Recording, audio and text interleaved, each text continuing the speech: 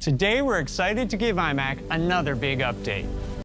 Okay, that's some good news, so tell us what's the big update. And here it is.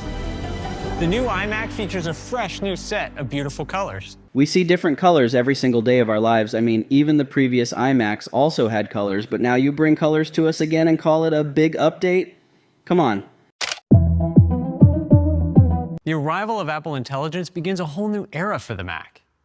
Apple Intelligence brings personal intelligence to the personal computer. Okay, so Apple has just unveiled another iMac, this time powered by the shiny new M4 chip and loaded with Apple Intelligence, their latest AI twist. Apple Intelligence. Apple Intelligence is here. It sounds impressive, right? But let's be real here. There's more hype than substance. Let's dig into what this new iMac really offers and why you might not want to rush out and buy it. Let's start with the big promise of Apple Intelligence, which is supposed to transform our Macs into personal intelligence machines.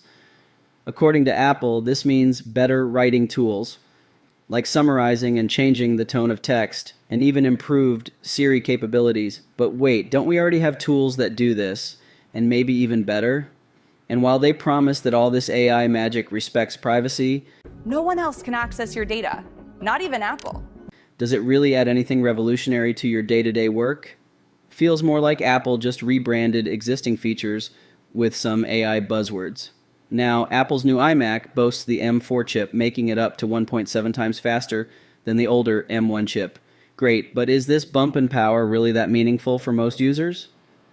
For those who aren't running super intensive software, this extra power seems more like overkill. And with a starting price of $12.99, that's a hefty price to pay for an upgrade that might go unnoticed if you're just using it for things like browsing or video streaming.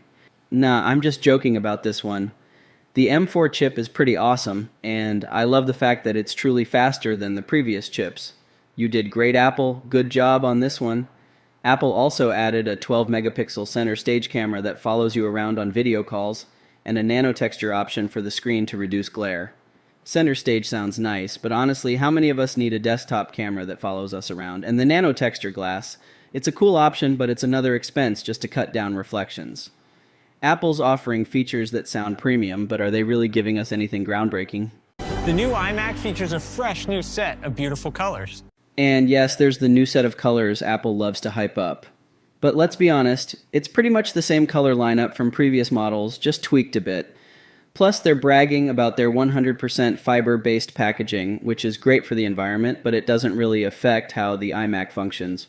It seems like they're giving us a lot of fluff to distract from the fact that this isn't a huge upgrade. So what are we really looking at here? Apple Intelligence, which feels more like a rebranding than a real innovation, and a bunch of aesthetic tweaks. At the end of the day, it's a nice machine. But is it a game changer? Maybe not. I definitely don't think so. I still don't have a reason to buy this new device.